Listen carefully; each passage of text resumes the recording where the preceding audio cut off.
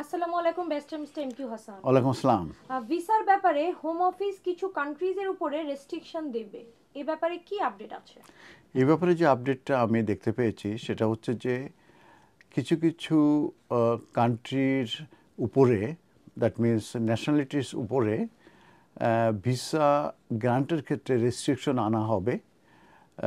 এটা সংক্রান্ত ব্যাপারে যে নিউজ সেটা আমরা বিবিসিতে দেখেছি 6 মে 2025-এ। এর আগে এটার উপরে রিপোর্ট হয়েছিল দি টাইমসে। তো সেটার বিষয়ে আমি একটু ডিটেলস ডিসকাশন করি। যে কিছু কিছু ন্যাশনালিটিসদের উপরে ধারণা করা হয় যে তাদের যখন ভিসা গ্রান্ট হয়ে থাকে এবং যখন তারা ইউকেতে আসে এবং বেশিরভাগ ক্ষেত্রে তারা এখানে ওভারস্টে করে এবং তারা অ্যাসাইলাম সিক করে থাকে এবং তাদের উপরেই এই রেস্ট্রিক্টরটা আনা হতে পারে এবং এটা করা হবে under a new government crackdown. Under home office new plan সেটা ফার্স্ট রিপোর্টেড হয়েছে, আমি বলেছি ইন টাইমসে। তো যেসব দেশের থেকে আসার পরে বেশিরভাগ তারা অ্যাসাইলাম সিক করে থাকে, সেক্ষেত্রে তিনটে নামের কথা আমরা জানতে পেরেছি এই নিউজে। সেটা হচ্ছে পাকিস্তান, নাইজেরিয়া এবং শ্রীলঙ্কা। এবং ভবিষ্যতে এই ধরনের দেশ কিংবা তিনটা দেশ তারা ডিফিকাল্টি ফেস করবে to come to the UK to work and study. তার মানে ওয়ার্ক অ্যান্ড স্টাডি ভিসায় তাদের জন্যে আসা এদেশে ডিফিকাল্ট হবে। দ্যাট মিন তার ভিসার উপরে রেস্ট্রিকশন আরোপ হওয়ার সম্ভাবনা আছে। তো মিনিস্টাররা ধারণা করে যে কোথাও একটা সমস্যা আছে, যে যারা ইউকেতে আসে লিগালি অন ওয়ার্ক অথবা স্টাডি ভিসায় এবং তারা কুইকলি লজ করে ক্লেম ফর অ্যাসাইলাম, তারা অ্যাসাইলাম সিক করে থাকে এবং পরবর্তীতে তাদের গ্রান্টেড হলে তারা পার্মানেন্টলি ইউকেতে থাকতে পারে।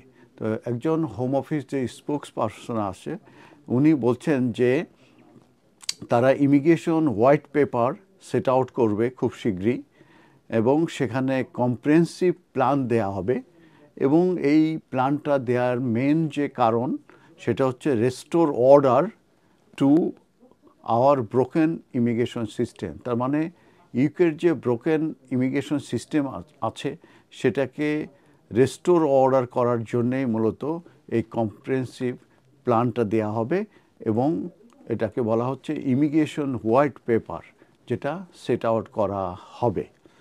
তবে এটা ক্লিয়ার না যে কোন কোন ন্যাশনালিটিসরা এখানে আসার পরে ওভারস্টে করে এবং তারা অ্যাসাইলাম সিক করে। এটার কিন্তু আবার তাদের ক্লিয়ার স্ট্যাটিস্টিক্স তো পাবলিশ করতে পারে নাই। তার কারণ হচ্ছে এই ডেটাটা 2020-র পরে যে আপাতত এটা এক্সিস্ট করছে না। কারণ হচ্ছে যে এই সিস্টেমটা আন্ডার রিভিউতে আছে, কারণ এর যে ফিগার এটার অ্যাকুরেসির উপরে তাদের কনসার্ন থাকার পরিপ্রেক্ষিতে।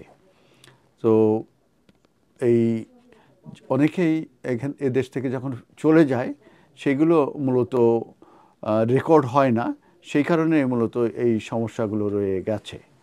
তো যখন কেউ ইউকেতে আসে, যারা ইউকেতে আসার পরেই তারা হয়তো বা স্টুডেন্ট হিসাবে আসে এবং কুইকলি তারা দেখা যাচ্ছে যে অ্যাসাইলাম রুটে তারা সুইচ করে এবং এটাকে হোম অফিস এবং গভর্নমেন্ট বলছে অ্যাবিউজ অফ দ্য সিস্টেম। এবং গভর্নমেন্ট তারা এইটার ব্যাপারে খুবই কনসার্ন এবং এটা রিডিউস করার জন্যে তারা আপ্রাণ চেষ্টা করে যাচ্ছে এবং সেটারই ধারাবাহিকতায় এই visa application for some nationalities যেটা রেস্ট্রিক্টেড হতে পারে সেটারই এই নিউজ এবং এই অ্যানাউন্সমেন্ট।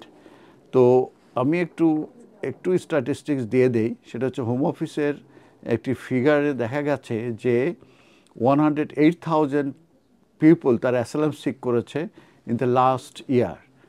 আর হায়েস্ট হচ্ছে সিন্স 1979-এ থেকে তারপরের থেকে এই হায়েস্ট হচ্ছে 108,000, এটা গত বছরে। আর ইন টোটাল 10,542 এটা পাকিস্তানি ন্যাশনাল, তারা অ্যাসাইলাম সিক করেছে। আর শ্রীলঙ্কান আছে সেকেন্ড পজিশনে, 2,862 শ্রীলঙ্কান ন্যাশনালস। আর নাইজেরিয়া ন্যাশনালস আছে থার্ড পজিশনে, সেটা হচ্ছে 2,841। আর লেটেস্ট ফিগার যেটা দেখাচ্ছে 2023 এবং 2024-এ যে 732,000 international students in the UK, with most coming from India. That means 107,480 এবং চায়না থেকে আসছে 98,400, এবং এটা অবশ্য ড্রপ করেছে ইন 2024-এ। এবং স্যার কেয়ার স্টারমার, যিনি এখন প্রাইম মিনিস্টার আছে, উনি প্রমিস করেছেন যে টু রিডিউস বোথ ইললিগাল এবং লিগাল মাইগ্রেশন। উনি এখনকার যে লেবার গভর্নমেন্ট তারা কিন্তু প্রমিস করেছে যে তারা লিগাল এবং ইললিগাল মাইগ্রেশন এটা তারা কমাবে।